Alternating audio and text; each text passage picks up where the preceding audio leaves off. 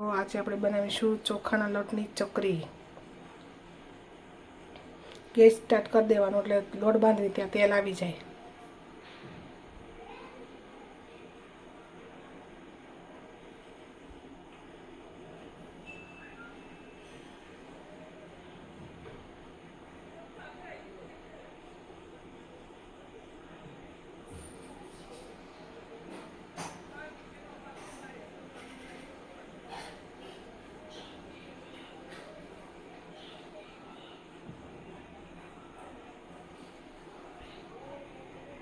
એમાં આપણે એડ કરી દઈશું ખાંડેલું જીરું.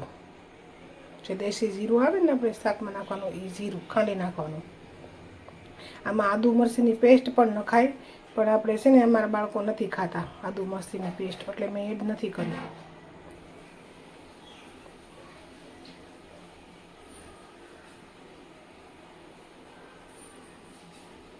એમાં છે ને સ્વાદ અનુસાર મીઠું નાખી દેવાનું.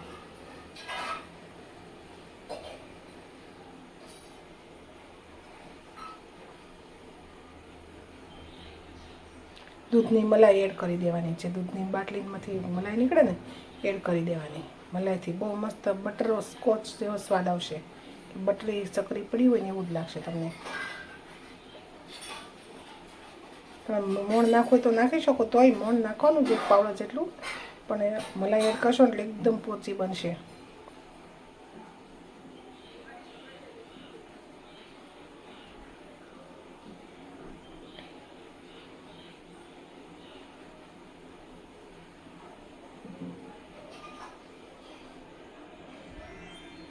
મોણ એડ કરી દેવાનું જોઈએ એ પ્રમાણે.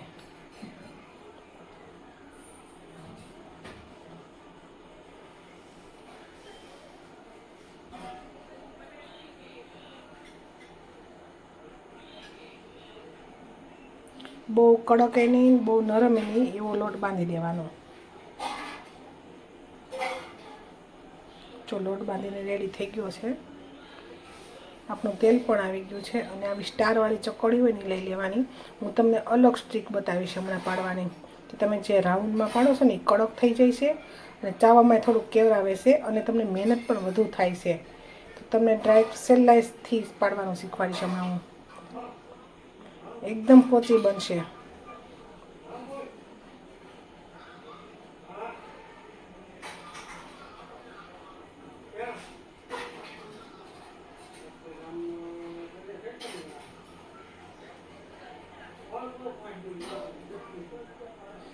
જો આવી રીતના ગોળ ગોળ પાડવામાં મહેનત તો વધુ જ થાય.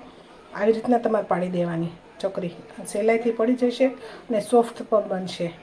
એટલું તમે ગોળ પાડશો તો તમારી મહેનત વધી જશે અને કડક એ બનશે. એક વખત આ ટ્રાય કરી જજો મલાઈવાળી ચકરી.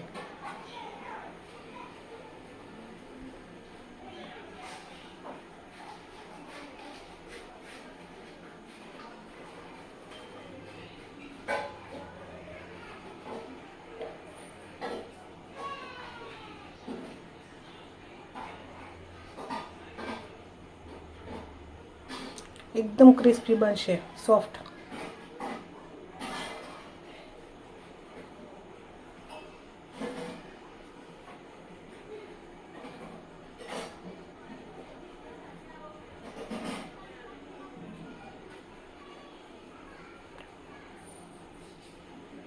સો ટુ મીડિયમ ગેસે ફ્રાય કરવાની.